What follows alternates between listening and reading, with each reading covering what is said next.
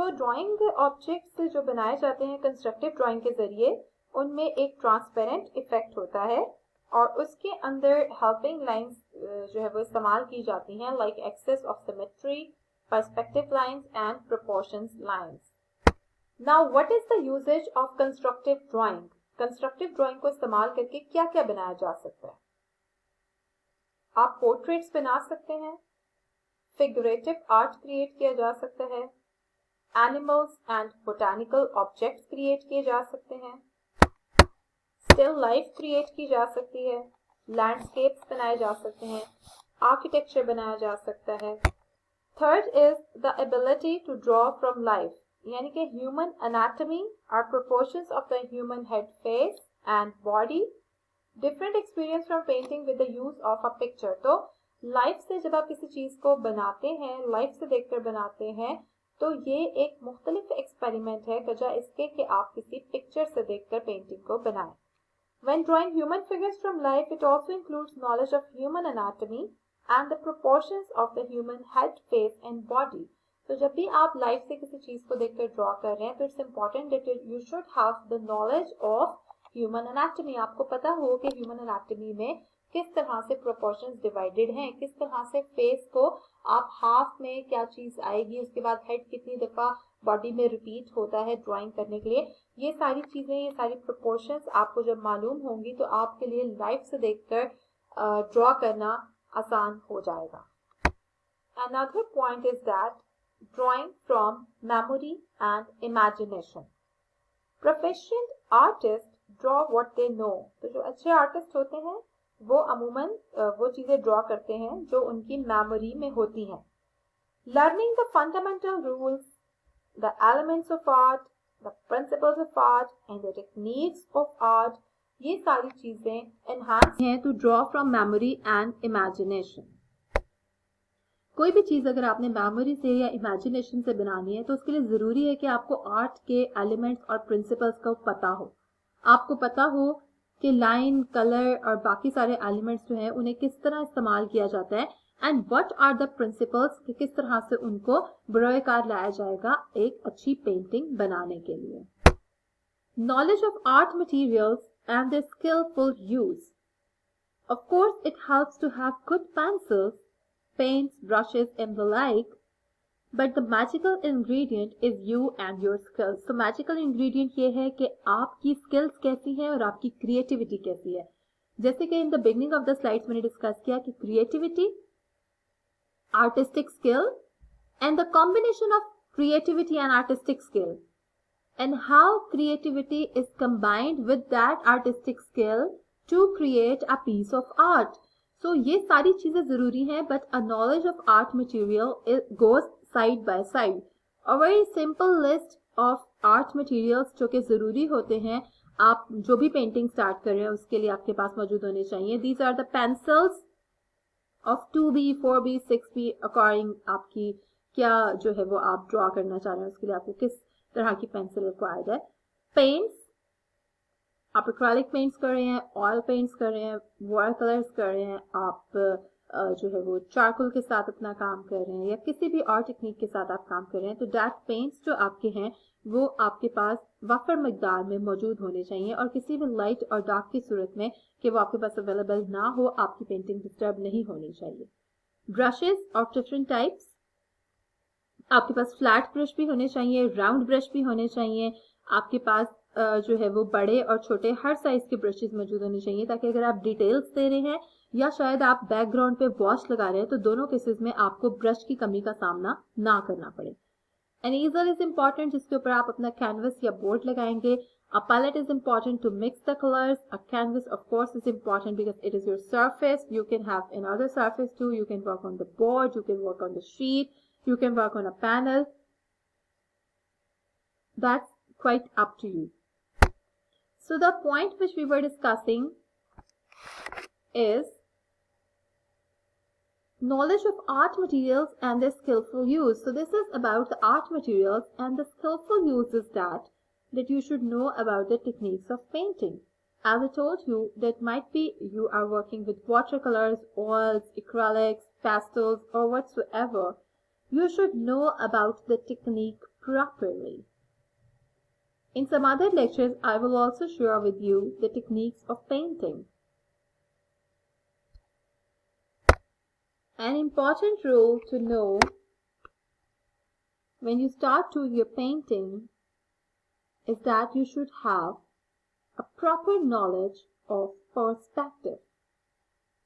The rules of perspective are as old as art itself. To become a masterful artist, you must master the rules of perspective. So perspective इतना ही पुराना है जितना कि art खुद. पुराने ज़माने में भी, कदीम ज़माने में भी जब आर्ट को बनाया जाता था तो पर्सपेक्टिव का खास ख्याल रखा जाता था.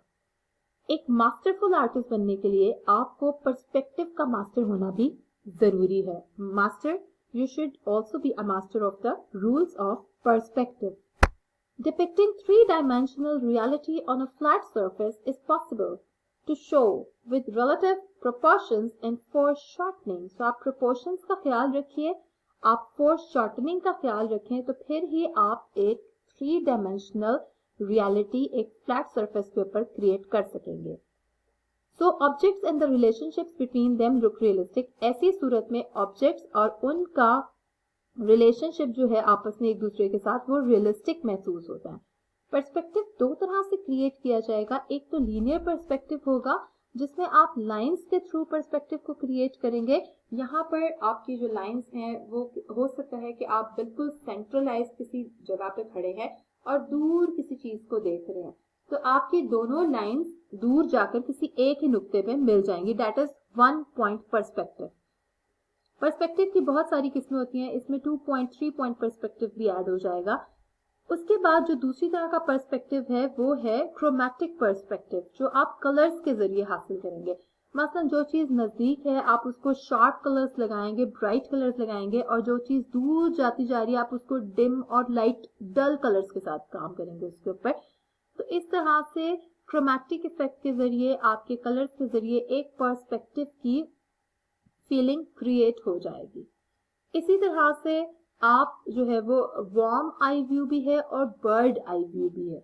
आप बर्ड आई व्यू से यानी किसी चीज को ऊपर की तरफ से देख रहे हैं, जैसा कि एक बर्ड होता है तो वो स्काई पे मौजूद होता है, तो उसका जो आई व्यू है नीचे चीजों को देखने का, अगर आप उस तरह से बर्ड आई व्यू से चीज को देख रहे हैं तो पर्सपेक्टिव किस तरह से क्रिएट किया जाएगा. You should have that knowledge.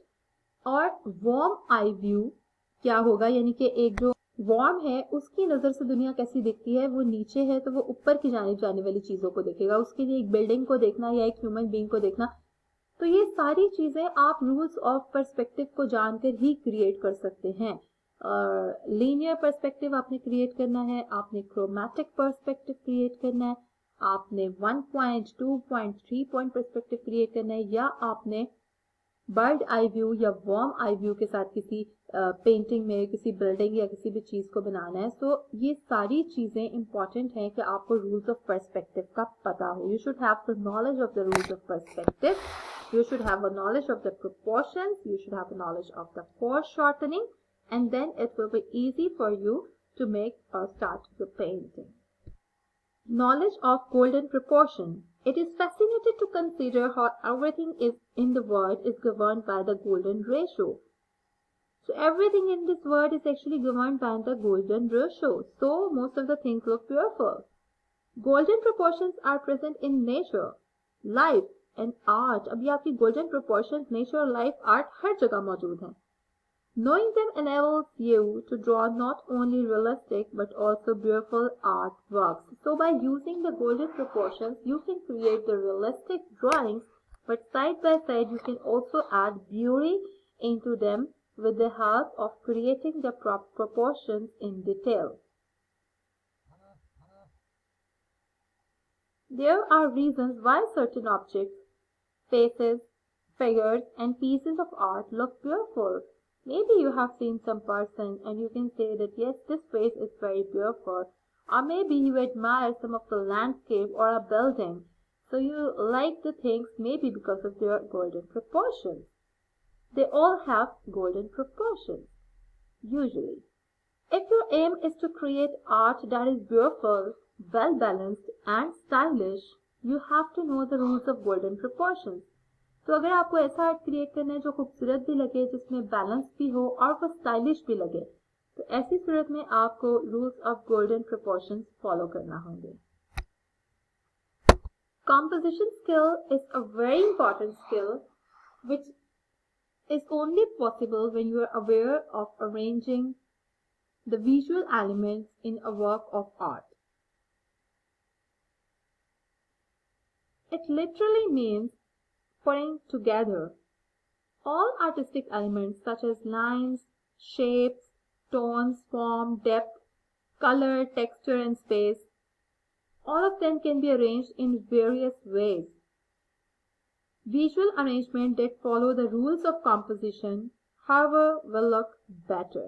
तो एक ऐसी विजुअल अरेंजमेंट जिसके अंदर रूल्स ऑफ कंपोजिशन इस्तेमाल किए गए हैं, जिसके अंदर आपने जो है वो अपनी ब्रीदिंग स्पेस का भी ख्याल रखा है, लाइट्स का, डार्क्स का ख्याल रखा है, कंपोजिशन में फोकल पॉइंट क्या होगा, किन चीज़ों को बैकग्राउंड में दिखाना है, किन को फोरग्राउंड में दिखाना है, और इन सब की कलेक्टिव इम्तजाज के जरिए किस चीज़ को आप क्रिएट करना चाहते हैं, आपका मैसेज क्या है, आपकी आइडियोलॉजी क्या है, इन सब चीज़ों को मद्देनजर रखते हुए जो कंपोजिशन आप बनाते हैं, that is very important. So before starting your composition, it's better to know about all the elements, as I told you, the line, shape, color, and texture space also. Another important point is the knowledge of the proportions of the human head, face, and body. It is important to create a skillful, figurative work of art from life or memory without knowledge of the proportions of the human head and figure. So it's impossible कि आप एक skillful figurative work of art बना सकें, चाहे आप life से देखकर बना रहे हैं या आप अपनी मेमोरी और इमेजिनेशन को इस्तेमाल करते हुए बना रहे हैं. In both of the cases, you should have the knowledge of the proportions of human head and human figure. These proportions are very important. Every great master knew and used these proportions. So if you want to create better figurative art, you must learn them as well. So हर जो great artist है, चाहे वो classical time period का है, archaic time period का है, या जिस भी टाइम पीरियड से ताल्लुक रखता है, खास तौर से मैं क्लासिकल टाइम पीरियड की बात करूं क्योंकि वहां पे बड़े खूबसूरत अंदाज से स्कल्पचर पीसेस बनाए गए जिनमें प्रोपोर्शंस का बड़ा ख्याल रखा गया. सो उनको प्रोपोर्शंस का आइडिया बहुत ज़्यादा था. उनको human head, face, anatomy, body, hands, body parts, उन सब के बारे में आगाही थी और इस वजह से उन्हें अपने स्कल्पचर्स या पेंटिंग्स बनाने में आसानी रहती थी. So this is an important point for you also, that you should develop your knowledge of the proportions of human head, ताकि आपको मालूम हो कि उसको किस तरह से आपने डिवाइड करना है. आया आप इमेजिनरी ड्राइंग कर रहे हैं, आया आप रियलिस्टिक ड्राइंग कर रहे हैं, इवन अगर आप एब्स्ट्रैक्ट पेंटिंग बना रहे हैं, you should also have an idea of the proportions. क्योंकि अगर आप एब्स्ट्रैक्ट में किसी भी लाइफ वाली चीज़ को एलैबोरेट कर रहे हैं, तो उसको जब आप एलैबोरेट करेंगे तो जब तक आपको असल चीज़ का नहीं मालूम होगा कि वो कैसे ड्रॉ की जाती है, आप उसे एलैबोरेट नहीं कर सकते. डिस्टॉर्शन क्रिएट करने के लिए भी आपको पहले रियलिस्टिक आर्ट के बारे में मालूम होना ज़रूरी है, तो ही आप ज़्यादा बेहतर तरीके से डिस्टॉर्ट कर सकेंगे. इट्स इम्पॉर्टेंट कि आपके सारे एलिमेंट्स और प्रिंसिपल टुगेदरली बहुत स्किलफुली इस्तेमाल किए गए हों किसी भी चीज को एग्जीक्यूट करने के लिए.